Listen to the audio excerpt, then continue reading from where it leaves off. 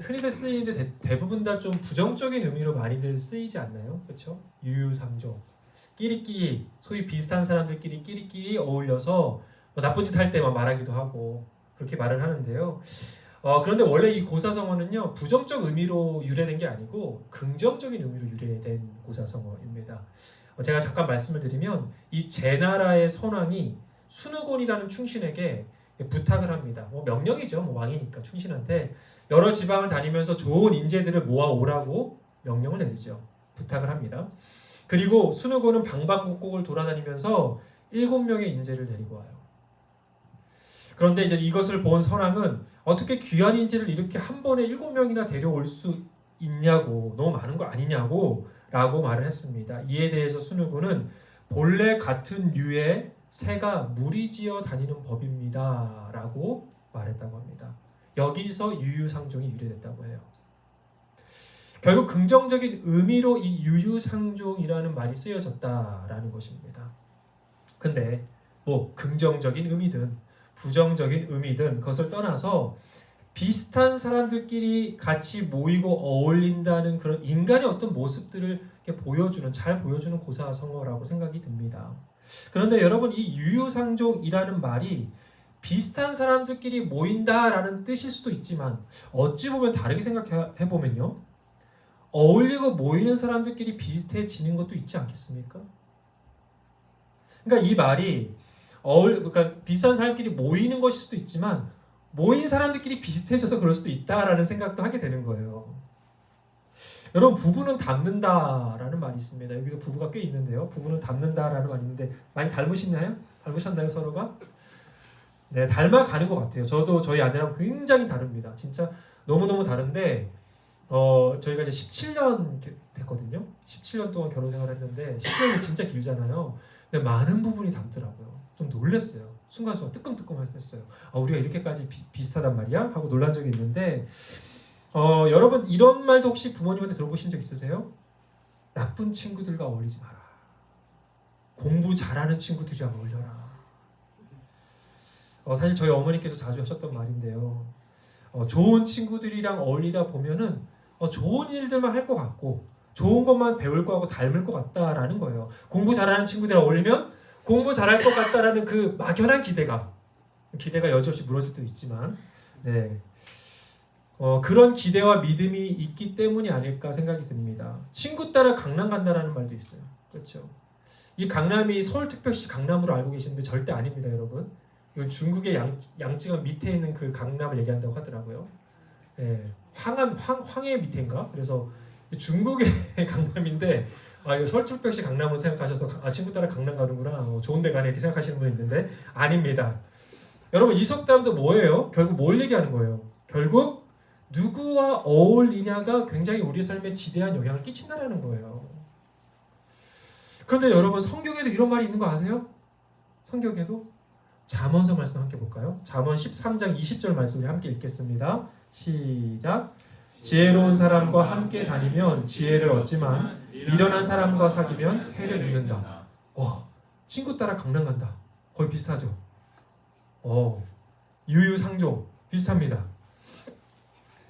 성경도 지혜로운 사람과 함께 어울리면 그러면 너에게 지혜가 있겠지만 반대로 미련하고 우둔한 사람들과 어울리면 너에게 해가 있을 거야 라고 성경이 우리에게 지혜를 알려주고 있습니다. 성경도 누구와 어울리는가, 그것이 참 중요하다라고 말하는 겁니다. 마태복음 18장 20절에 예수님께서는 이런 말씀하셨어요. 두세 사람이 내 이름으로 모인 자리에 나도 그들 중에 함께 있다라고 하셨습니다. 여러분, 무슨 말입니까? 하나님을 향한 바른 믿음으로 예수를 쫓는 사람들과 함께 어울리는 그 자리에 예수님께서도 함께 하시겠다라는 거예요. 여러분, 우리는 누구와 어울리는가? 누구와 함께 하는가? 그것은 우리에게 참으로 중요한 인생의 지표임을 우리에게 말해주고 있다라고 생각합니다. 속담도 고사성어도 격언도 성경도 우리에게 그것을 말하고 있다라는 겁니다. 여러분, 오늘 말씀은요, 참 유명한 예수님의 치유 사건입니다. 가버나움의 중풍병자를 치유하신 유명한 사건이에요. 그런데 이 사건이 사람들에게 유명한 이유는 예수님께서 중풍병자를 치유하셨다도 있겠지만 그 절차와 방식이 참 신기했기 때문입니다. 그 치유를 받게 된 과정이 참 독자들의 이목을 끌 수 있는 방법이었기 때문이에요. 함께 오늘 본문 1절부터 5절까지 말씀 다시 한번 읽어보도록 하겠습니다. 자, 시작. 며칠이 지나서 예수께서 다시 가버나움으로 들어가셨다. 예수가 집에 계신다는 말이 퍼지니 많은 사람이 모여들어서 마침내 문 앞에서조차도 들어설 자리가 없었다. 예수께서 그들에게 말씀을 전하셨다. 그때에 한 중풍병자 환자를 네 사람이 데리고 왔다. 무리 때문에 예수께로 데리고 갈 수 없어서 예수가 계신 곳 위에 지붕을 걷어내고 구멍을 뚫어서 중풍병 환자가 누워있는 자리를 달아내렸다. 예수님께서는 그들의 믿음을 보시고 중풍병 환자에게 이 사람아 내 죄가 용서받았다 하고 말씀하셨다. 좀 머릿속에 그려지나요? 이미지가? 말씀에 등장하는 치유받은 중풍병자를 들고 온 네 사람이 있었어요. 네 사람은 예수님께서 말씀을 전하시던 그 집에 지붕 위로 올라가서 지붕을 뜯어내서 그 중풍병자를 예수님 앞에 내립니다. 정말 파격적인 방법이죠. 상상도 못하는 방법이에요. 남의 지붕을 뚫어서 사실 굉장한 민폐죠. 굉장히 큰 민폐지만 얼마나 간절하고 절실했는지 얼마나 믿음이 컸는지를 알 수 있는 거예요. 근데 말보다는 그림이 쉬울 것 같아서 제가 인터넷에서 그림을 한번 찾아봤어요. 한번 대충 이런 모습인데 조금 어두워서 이게 좀 밝아갖고 그런데 좀 보이시나요? 어떤 느낌인지? 진짜 이런 느낌일 거예요. 왜냐면 굉장히 안에는 어두울 것 같습니다. 그리고 유대인들은 위를 집으로 이렇게 졌기 때문에 위에 집도 뜯어갖고 이렇게 내리는 장면인 거예요. 어떻게 저런 생각을 할 수 있었을까요? 그런 생각이 듭니다. 남의 집의 지붕을 뜯어내고 사람들에게 손가락질을 받을 수 있는 상황에서 이런 행동을 했다는 것은 참으로 대담하고 또 그냥 한순간에 나온 아이디어는 아니라고 생각이 들어요. 웬만한 각오와 결단이 아니고서는 정말 힘든 결정이었다 생각합니다. 그런데 여기서 예수님이 어떻게 반응하셨는지가 중요해요. 예수님이 어떻게 반응하셨냐면 그들의 믿음을 보셨더라고요. 그들의 믿음을 보셨대요. 중풍병자 한 사람의 믿음을 보신 게 아니라 예수님은 중풍병자를 데리고 온 지붕을 뚫고 중풍병자를 내린 그 네 사람의 믿음을 함께 보시고 감동하셨습니다. 그리고 그들의 믿음을 통해서 중풍병자에게 죄 사함의 은혜를 주시고 치유의 은혜를 주셨다라는 겁니다. 여러분, 저는 이 중풍병자와 이 네 명의 친구들은 예수님을 향한 동일한 믿음을 가진 믿음의 동역자라고 생각합니다. 왜냐하면 예수님이 이들의 믿음을 보면서 감탄하지 않습니까? 한 사람은 아니고 두 사람도 아니고 세 사람도 아니고 네 사람, 거기다 중풍병자까지 해서 그들의 믿음을 보시면서 예수님은 감동하셨어요. 그리고 치유의 은혜와 죄사함의 은혜가 임했습니다. 근데 저는 성경을 읽다 보면 성경에 나오지는 않지만 성경의 사건이 일어나는 과정 속에 숨겨진 이야기들을 상상하곤 합니다. 성경을 읽다가 이 사건 전에 어떤 일이 일어났었을까? 어떤 전개되는 이야기가 있었을까라는 그런 상상을 해본다라는 거예요. 오늘 본문의 사건도 마찬가지예요. 중풍병자와 이 네 사람이 이 지붕을 뜯어 내리기까지 얼마나 고민을 많이 했을까요? 어떤 고민했을까요? 어떻게 고민했을까요? 사람들이 가득 메워진 것을 보면서 이 중풍병자를 들고 이 네 사람이 얼마나 낑낑거리면서 왔겠어요. 땀 뻘뻘 흘리면서 왔겠죠. 근데 사람이 너무 많은 거예요. 야, 우리 어떻게 하지? 그 자리에 털썩 앉은 거죠. 어떻게 하냐? 우리 어떻게 하냐면서 네 사람이 서로 계속 이야기를 나눴을 것 같습니다. 우리 어떻게 하면 나의 이 아픈 믿음의 친구를, 내 동역자를 예수님 앞으로 데려갈 수 있을까를 고민했을 것 같습니다. 그렇게 서로 고심하면서 마음을 졸이는 그 모습이 저는 상상이 되는 거예요. 그리고 그 긴 고민 끝에 지붕 위로 올라가자. 지붕을 뜯자. 그리고 내 사랑하는 동역자를 예수님 가까이 데려가자라는 믿음의 결단을 했다라고 저는 생각이 듭니다. 우리는 단순히 이 문자 한 문장으로 끝나는 이야기지만 그 안에는 얼마나 많은 이야기들이 숨겨져 있었을까라는 생각을 하는 거예요. 여러분, 이 네 사람은 예수님이 반드시 나의 사랑하는 친구를 치유해 주실 것이라는 믿음으로 하나 된 동역자였습니다. 둘째, 그들의 행동은 나 자신을 위한 것이 아니었어요. 나의 유익을 위한 게 아니었어요. 믿음의 동역자를 돕기 위해 함께 협력한 아름다운 동역의 모습이었습니다. 그래서 예수님이 감동하신 거예요. 여러분, 이렇게 같은 믿음 안에서 서로를 돕기 위해서 함께 울고 함께 웃을 수 있는 동역자들이 있다는 것 얼마나 감사한 일입니까? 얼마나 큰 축복입니까? 그리고 이 믿음의 동역을 보신 예수님께서도 감동하신 거 아니겠어요?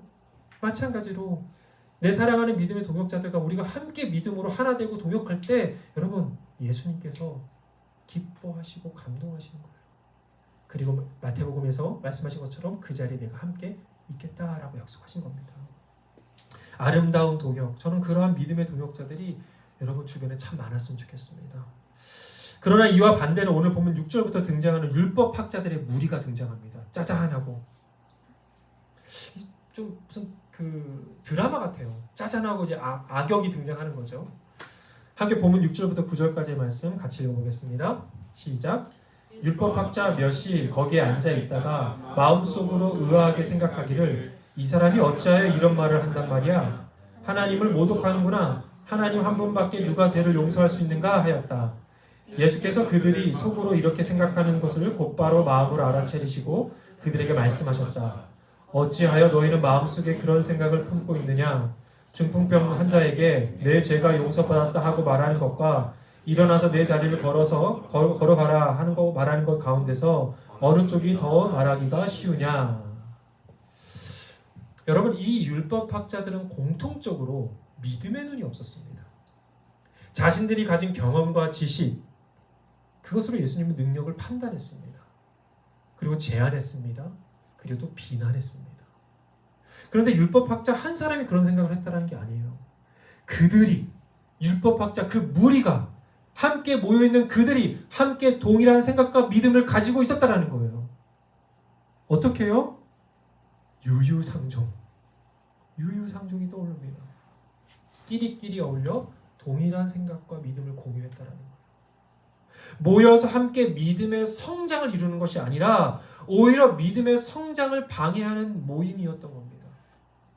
여러분, 우리의 믿음을 성장시키고 우리 안에 영적인 필요를 채워주는 믿음의 동역이 있고요. 동역의 모임이 있습니다. 그런데 반대로 우리의 믿음의 성장을 방해하는 사람들과 모임도 분명 우리 주변에 있습니다.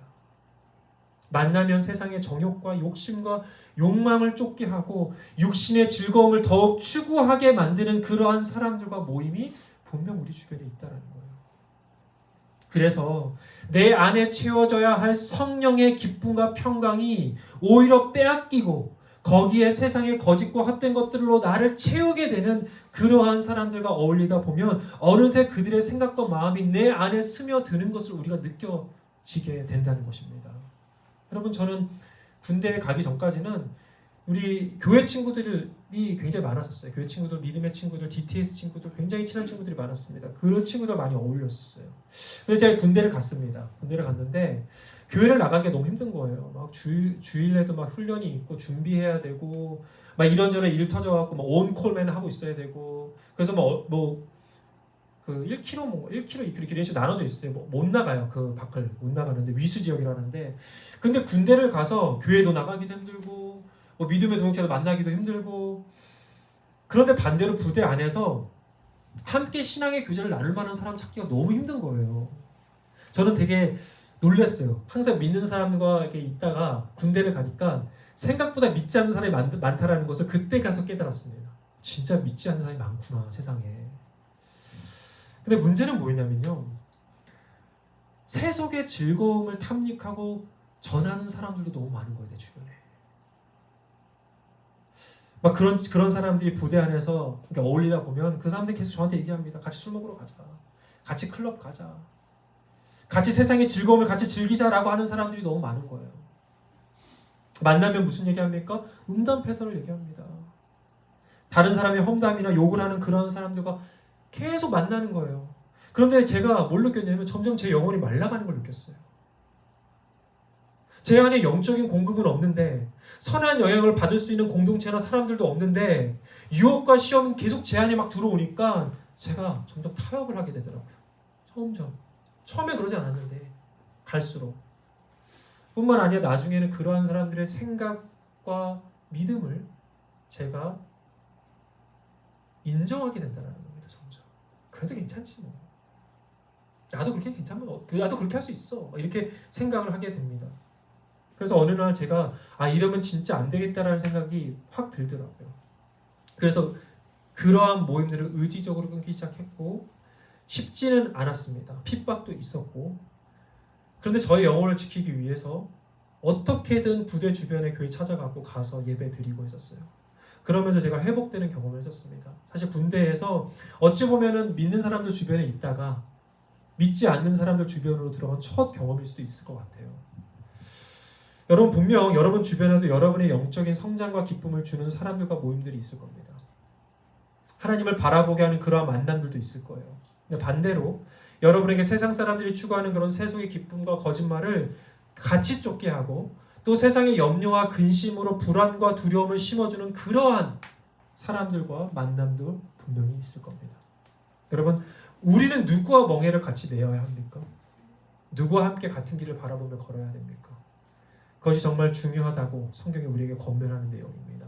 고린도 후서 6장 14절에 사도 바울은 이렇게 말합니다. 함께 읽겠습니다. 믿지 않는 사람들과 멍해를 함께 매지 마십시오. 정의와 불의가 어떻게 짝하며 빛과 어둠이 어떻게 사귈 수 있겠습니까? 여러분, 여러분의 믿음의 성장에 방해되는 사람들과 어울리지 말라고 성경은 말합니다.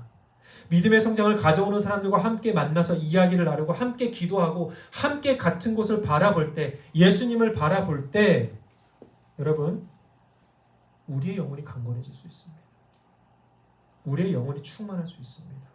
예수님이 그러한 사람들의 모임에 함께 하신다고 약속하신 것처럼 여러분이 그러한 모임 안에 정말 의지를 가지고 그 모임 안으로 들어가셔서 하나님께서 부어주시는 은혜와 평강을 충만하게 누리시기를 주님의 이름으로 축복합니다. 저는 예수님 안 믿는 가정에서 태어났습니다. 그리고 자랐습니다. 16살까지. 교회를 가본 적은 없어요. 절에는 많이 가봤습니다. 제가 개인적으로 절밥을 굉장히 좋아합니다. 진짜 밥은 맛있어요. 밥 먹으러 가지 마시고요, 절에. 그렇다고.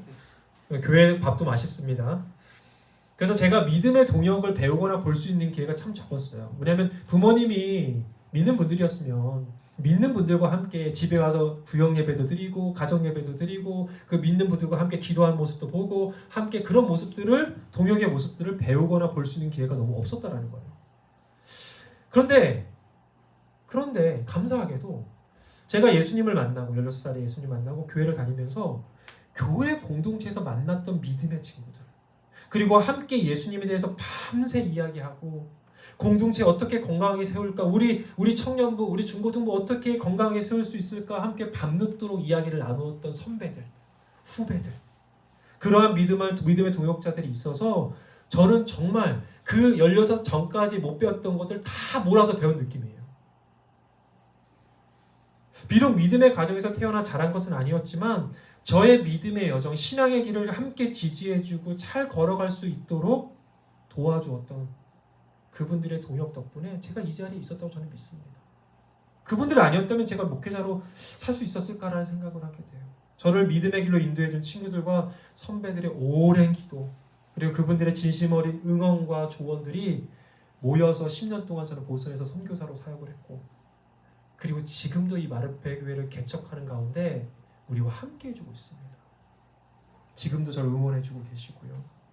사랑하는 여러분, 저는 여러분에게도 믿음의 동역자들이 분명 있으실 거라고 생각해요. 그리고 멀리 갈 필요 없죠? 이미 여러분 옆에 계시잖아요. 옆을 좀 둘러볼까요? 앞뒤를 둘러보고 좀 둘러봅시다. 이분들이 여러분의 믿음의 동역자들입니다. 함께 예수님 바라보고 함께 건강한 교회를 세워가면서 함께 믿음의 성장을 이루어가는 믿음의 동역자들입니다. 얼마나 소중합니까? 우리 양옆에 있는 분들에게 이렇게 고백합시다. 당신은 나의 믿음의 동역자입니다. 앞에 뒤에 있는 분들에게도 당신은 나의 믿음의 동역자입니다. 정말 소중한 동역자들인 거예요. 여러분 우리가 예수님 품에 안기는 그날까지 우리가 걸어가야 할 그 믿음의 여정 에는 반드시 믿음의 동역자들이 필요합니다. 하나님께서도 여러분 성부, 성자, 성령 하나님이 함께 동역하시잖아요. 그분들이 뭐가 부족해서요? 아니 뭐가 필요해서요? 그렇지 않습니다. 완전하신 그분들이 왜 협력하고 서로를 도울까? 그 동역의 관계가 바로 우리가 이 땅에서 해야 할 동역의 관계이기 때문입니다. 그것이 하나님의 뜻이기 때문이고 그것이 하나님께서 우리에게 바라보시는 기뻐하시는 뜻이기 때문입니다. 그리고 성경에 위대한 신앙의 위인들 나오잖아요. 그 위인들도 보면요 항상 주변에 돕는 자들이 있었어요. 돕는 자들이. 모세, 출애굽의 영웅이죠. 모세 옆에 누가 있었습니까? 아론이 있었습니다. 또 옆에 여호수아가 있었어요. 여러분 하나님의 마음에 합한 자였던 다윗, 너무 유명하죠. 데이빗 곁에는 누가 있었습니까? 요나단이 있었어요. 또 누가 있었습니까? 사무엘이 있었고 나단이 있었습니다. 하나님의 말씀으로 도와줬어요. 뿐만 아니라 예수님은 한 명의 제자를 세우지 않았어요. 몇 명 세웠습니까? 12명의 제자를 세웠습니다. 서로를 도우라고, 서로를 바라보고 서로 의지하라고 그렇게 12명을 부르셨습니다. 위대한 사도 바울도 하나님의 선교 사역을 그렇게 담당했던 그 위대한 사도 바울도 결국 혼자 그 사역을 감당하지 않았어요. 누구랑 같이 했습니까? 디모데, 디도, 마가, 바나바, 실라, 수많은 동역자들이 그와 함께 열방 가운데 복음을 전했습니다. 이것이 하나님께서 디자인한 우리의 신앙의 요정이에요. 난 혼자 할 수 있어요. 아니에요. 하나님 바라시는 거 아닙니다. 절대 못합니다. 함께 해야 됩니다. 하나님은 우리를 결코 믿음의 길을 혼자 가라고 말씀하시지 않았습니다. 하나님께서는 그분이 세우신 공동체 지체들과 함께 서로를 도우며 갑자기 맡겨진 믿음의 길을 함께 걸어가라고 우리에게 말씀하셨습니다. 고린도전서 3장 9절에 사도 바울은 이렇게 우리에게 말하고 있습니다. 함께 읽겠습니다. 우리는 하나님의 동역자들이요 여러분은 하나님의 밭이며 하나님의 건물입니다. 우리는 너는이 아니고 우리는 하나님의 동역자들이요 하나님의 밭이며 하나님의 건물입니다. 우리는 반드시 이 땅에서 하나님의 뜻을 쫓고 이루는데 동역자들의 도움이 필요합니다. 함께 하나님의 나라를 세워가기를 소망합니다. 우리가 함께 손을 잡고 주님의 나라를 이 땅에 오게 하는 통로가 되기를 주님의 이름으로 축복합니다. 그런데 나에게 믿음의 동역자가 정말 필요하다는 거 알겠는데 그러면 어떻게 믿음의 동역자가 세워지는 걸까요? 짠하고 그냥 갑자기 나타나서 내가 오늘부터 너의 믿음의 동역자야 라고 말할까요? 여러분 믿음의 동역자는 가만히 있는다고 세워지는 게 아닙니다. 가만히 있는다고. 믿음의 동역자는 내가 먼저 믿음의 동역자가 되어줄 때 세워지는 거예요. 저 사람이 믿음의 동역자 돼주겠지. 난 기다리고만 있어야지가 아니라는 거예요. 하나님은 너가 먼저 믿음의 동역자가 되어주라고 말하는 겁니다. 믿음의 동역자는 내가 먼저 믿음의 동역자가 되어줄 때 세워집니다. 아무리 곁에 믿음의 동역을 할 수 있는 사람이 있어도요. 내가 그 사람에게 관심이 없고 내가 믿음의 동역을 하기 위해서 아무런 노력을 하지 않는데 어떻게 믿음의 동역을 할 수 있겠습니까? 그래서 먼저 내 마음, 내 시간, 내 재정, 내 헌신의 사랑을 떼어서 믿음의 동역자가 되어줄 때 믿음의 동역이 시작되는 겁니다. 여러분 성경의 동역자로 해석된 헬라어는 수네르고스입니다. 수네르고스. 이게 돕는 자예요. 헬퍼예요. 헬퍼. 그러니까 동역자는 계속 서로를 도와야지 동역자인 거예요. 서로의 믿음의 성장을 위해서 도와주고 함께 예수님 닮아가기 위해 도와주고 함께 예수님 따라가기 위해 도와주고 함께 세상의 거짓말과 가르침을 이겨내기 위해서 벗어나기 위해서 도와주고 함께 성령 안에서 어려움과 고난을 이겨내기 위해서 도와주고 그렇게 도와주는 겁니다. 그것이 동역입니다. 그래서 내가 누군가를 어떻게 그렇게 주님의 마음으로 예수님의 마음으로 섬기고 사랑하고 도울 때요. 여러분 그 사람이 나의 믿음의 동역자가 되는 겁니다. 또 내가 그 사람의 믿음의 동역자가 되는 겁니다. 그러기 위해서 여러분의 헌신과 노력이 필요하다는 말이에요. 여러분 사도행전을 보면 바나바라는 사람이 사도 바울을 찾아갑니다. 사도 바울은 10년 동안 자신의 집에서 자신의 고향에서 잊혀진 존재로 살아갔어요. 그는 어떤 사람이었습니까? 사도 바울은 앞장서서 예수 믿는 사람 다 죽이던 사람이었어요. 근데 그 사람이 어떻게 했습니까? 예수님 만났어요. 예수님이 나타나셨어요. 눈을 멀게 한 다음에 예수님이 나타나셨어요. 은혜로 예수님 만났습니다. 근데 누가 믿어줘요? 아무도 안 믿어줘요. 그렇게 앞장서던 사람인데 나 예수 믿어요. 어제 간첩 아니야? 일부러 저러는 거 아니야? 속이는 거 아니야? 그러겠죠. 그렇게 잊혀진 존재로 사도 바울은 자신의 고향 다소에서 10년 동안 잊혀진 존재로 살아갔습니다. 그런데 누가 찾아갑니까? 바나바가 찾아갑니다. 바나바가 바울을 만나기 위해 210km, 8일이나 걸어서, 그때 자동차도 없잖아요. 걸어서 갔어요. 왜 그렇게 고생하면서 거길 갑니까? 왜? 함께 믿음의 동역을 하기 위해서, 함께 예수 그리스도를 전하고 함께 건강한 교회를 세우기 위해서 기꺼이 자신의 수고와 헌신을 감수했다라는 거예요.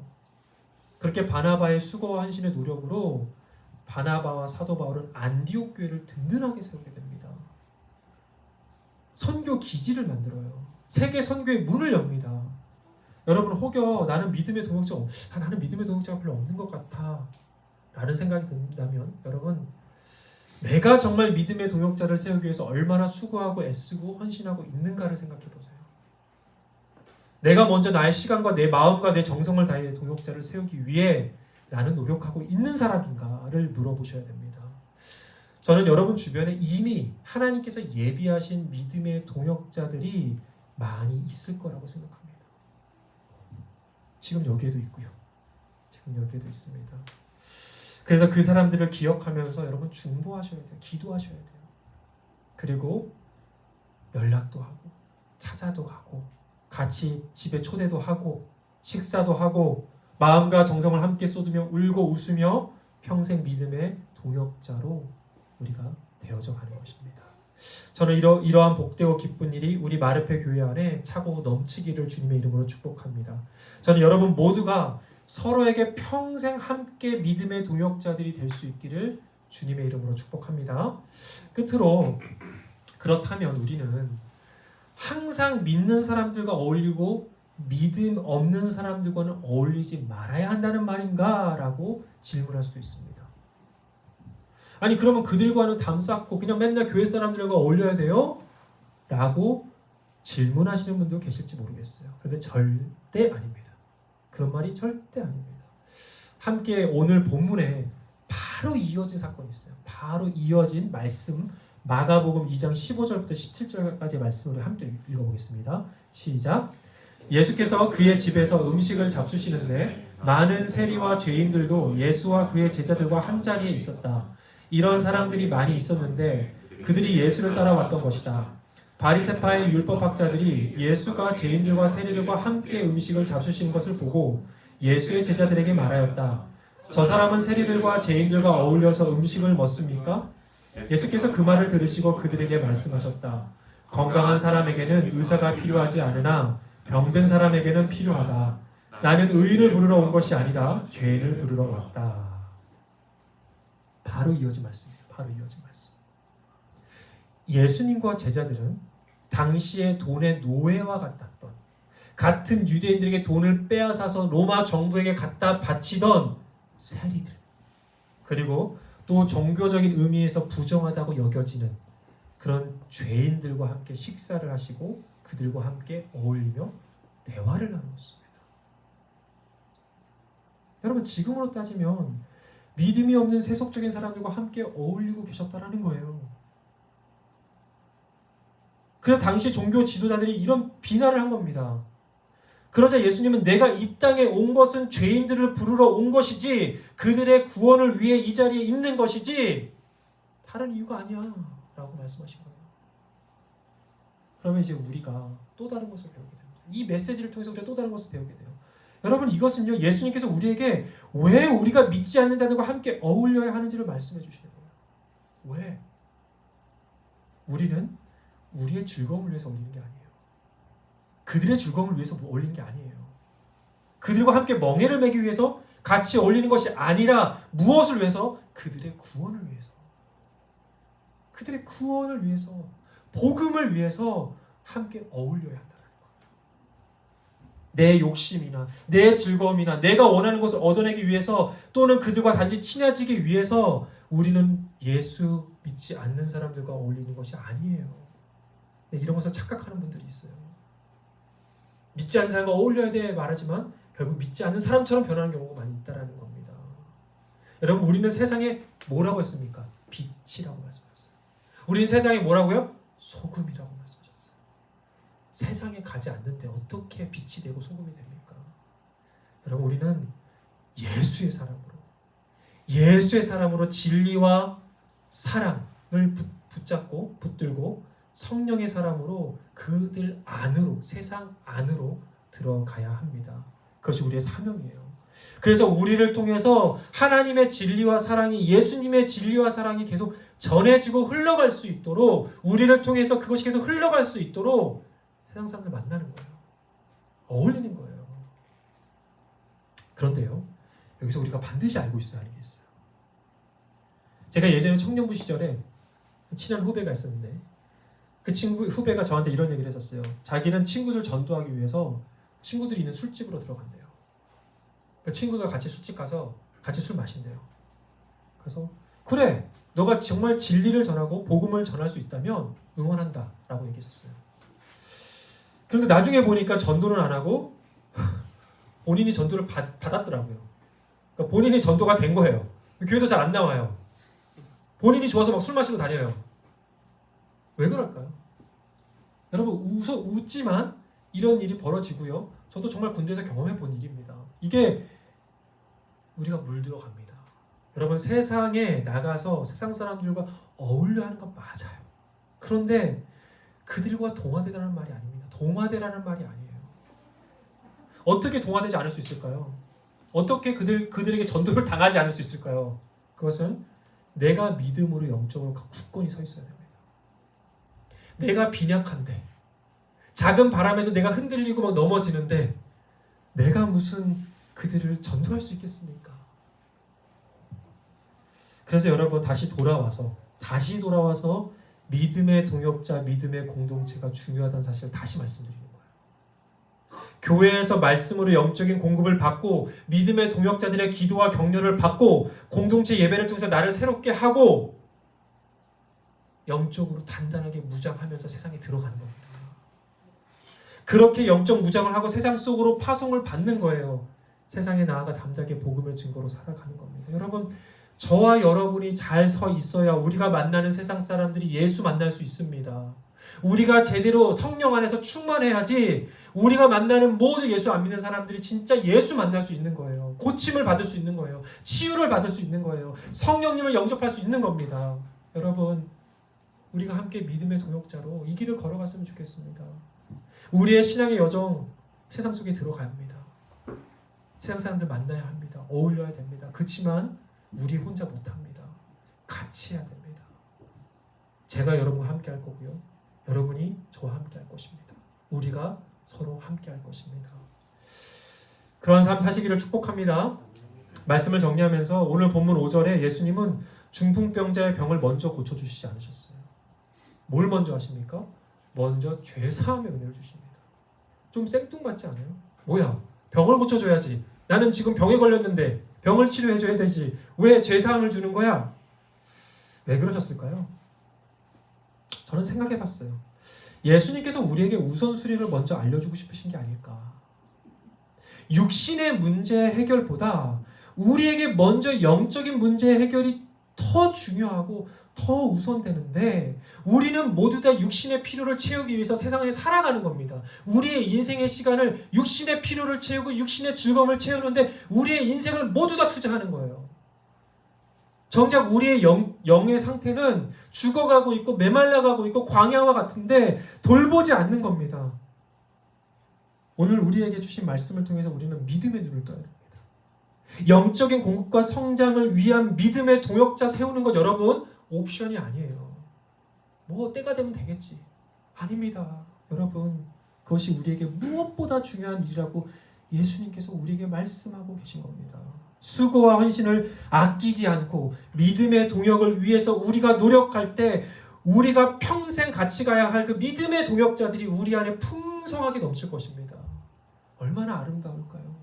그래서 아름다운 믿음의 동역자 우리가 함께 세워가기를 축복합니다.